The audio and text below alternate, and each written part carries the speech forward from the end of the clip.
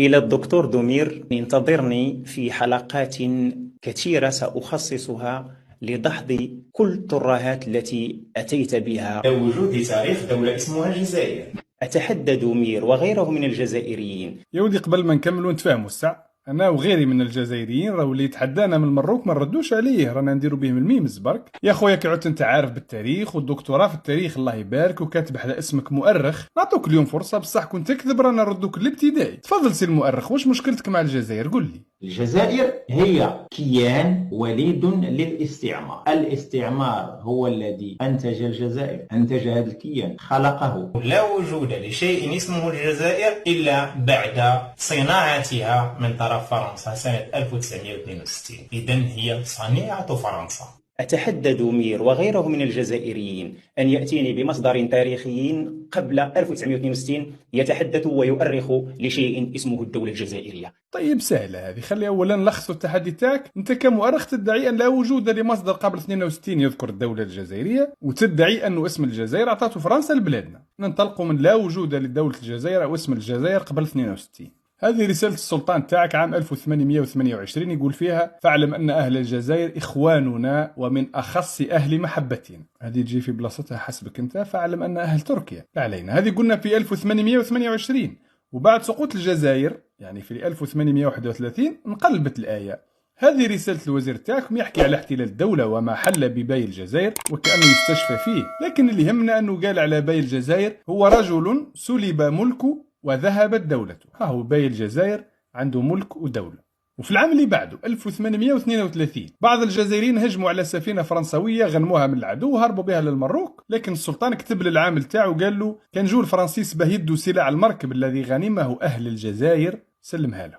السلطان كي يحكي على أهل الجزائر قبل 62 أخويا راني مصدوم، لأنه أنت مؤرخ دكتوراه في التاريخ وهذه رسالة السلطان. واحد فيكم يكذب، إما أنت ولا رسالة السلطان.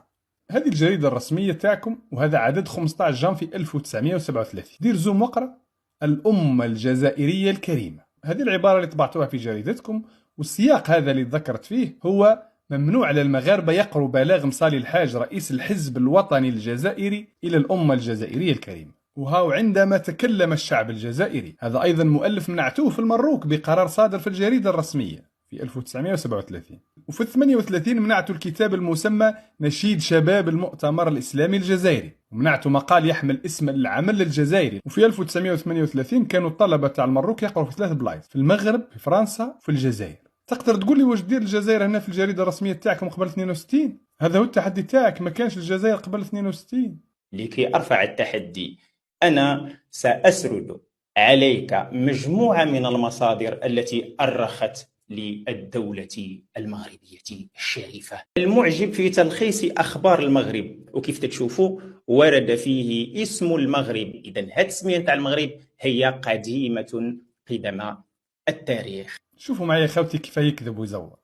قال لك هذا كتاب يحكي على المغرب يعني المروك، بينما الكتاب يحكي على المغرب بصفته ضد المشرق، لأنه يعني هذا الكتاب بالضبط نقرأ فيه ما يلي: أما الحدود الجغرافية لهذا المغرب فتتسع وتنبسط حتى تشمل شبه جزيرة إيبيريا من جبال برانس إلى المحيط الأطلسي بما تضم من دول ومدائن، ثم على الشاطئ الإفريقي من مراكش إلى الجزائر إلى تونس إلى حدود مصر الغربية. إذ كانت هذه المساحة المنبسطة في عرف كثير من المؤرخين القدماء هي المغرب. وهنا يزيد يأكد أنه يحكي على المغرب الكبير ماشي المغرب الأقصى. حتى هنا في المعاهدة مع بريطانيا في 1856 السلطان تاع المروك واش كان اسمه؟ كان اسمه سلطان مراكش وفاس. في نفس المعاهدة اسمه سلطان مراكش. وأصلا النهار اللي منح السلطان قطعة من أرضكم الإسبانية بلا ما يشاوركم كان اسمه سلطان مراكش. وهي المعاهدة الأصلية جبناها وهذه نسختها الحديثة، اقروها معي: إن أرض سبتة المذكورة والمحدودة في الشرط الثالث يعطيها سلطان مراكش لسلطانة إسبانيا. وعلاش أعطاها؟ ليكون الصلح دائما وأبدا وتثبت الصحبة بين الدولتين. الله الله. ويزيد يقول في الشرط الثالث: إن سلطان مراكش مش اسمه ماشي سلطان المغرب يا أخي، سلطان مراكش المعاهدة ونخاطي يعطي لسلطانة إسبانيا الأرض المذكورة وتكون تحت حكمها وسلطتها.